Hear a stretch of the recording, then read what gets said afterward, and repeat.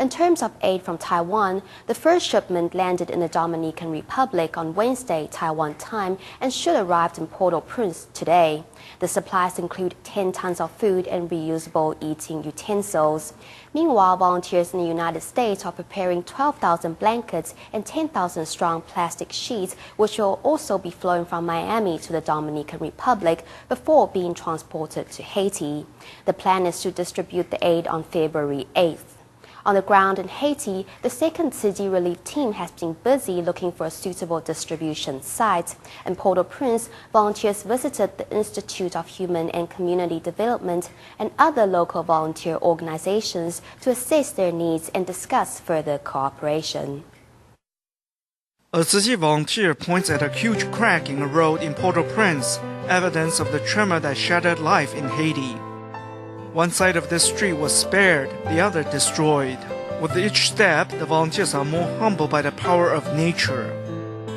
At the community organization MUSI, the Haiti Relief team meets Daniel Georges, who worked together with Haiti last year at an aid distribution. After the manager receives a red wisdom and blessing envelope, he tells volunteers several of MUSI's service stations were damaged. But the soup kitchen is still in operation outside. Meals are free for children and 64 US cents for adults. Volunteers give Daniel a taste of Haiti's instant corn powder, which the Haitian praises, saying it will be an excellent and convenient source of food. Another team went to a community children's care center, IHCD, for a meeting with founder Nicole Muller to discuss home visitations and future relief. The volunteers also take part in a working meeting organized by the local Red Cross. The cooperation between NGOs is a good sign for the future rebuilding of Haiti. The Haiti Relief team will continue to work on the front line, side by side with quake victims. To back up the frontline efforts in Haiti, Haiti volunteers held a prayer meeting and fundraising events for police officers in Taipei, Taiwan. The Haitian ambassador was invited to take part, but the most moving contribution came from a policeman whose son had recently committed suicide. The grieving father still came to the prayer meeting to encourage his colleagues to make a contribution to those who were suffering in Haiti. In an instant, 15,000 Haitians lost their lives. The ambassador for Haiti in Taiwan, Mario Charlotte, thanked Tzu for its work in his country. You help make arrangements for the deceased and treat the injured and prevent the spread of disease. The Tzu Foundation's emergency aid is very important. We hope it will continue. The ambassador was speaking at a prayer meeting attended by diplomats, volunteers, and police officers. One of the participants was grieving father Xie Zhaoyang, whose son and fellow police officer Xie Zhaosong recently committed suicide after a relationship turned sour. He shouldn't have done it, but as a father, I still bless him and want to turn small love into great love. On behalf of my son, Xie Zhaosong, I want to make a donation of 10,000 NT dollars. Zhao Song's father and mother, don't worry. Although you lost a son, all the staff in our department will always be your sons.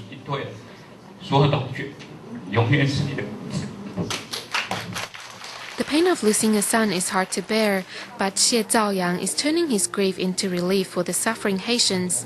The father hopes that he can help other people in the distant Caribbean nation who have lost their family members. Of the many people in the world who are contributing to Haiti's Haiti relief efforts, some are not that well off themselves, as is the case with the terminally ill patients or other disaster victims we have been reporting on. In Taiwan, patients in Haiti Hospital's Physical Therapy Center in Hualien are also contributing. Their love for the less fortunate people comes from an understanding of suffering and what it's like to live in pain.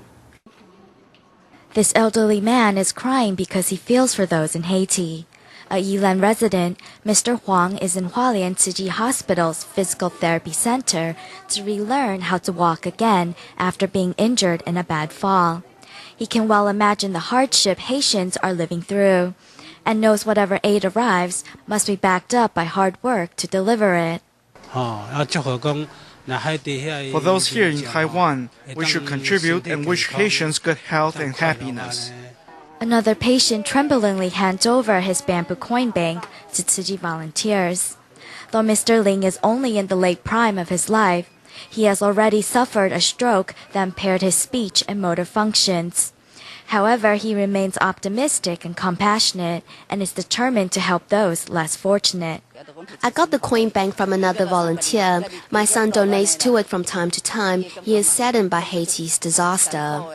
People like Mr. Ling and Mr. Huang both have personal ordeals to overcome. Yet they have not withdrawn in despite, but have remained compassionate, for they understand all know too well what suffering is and what it's like to live through it.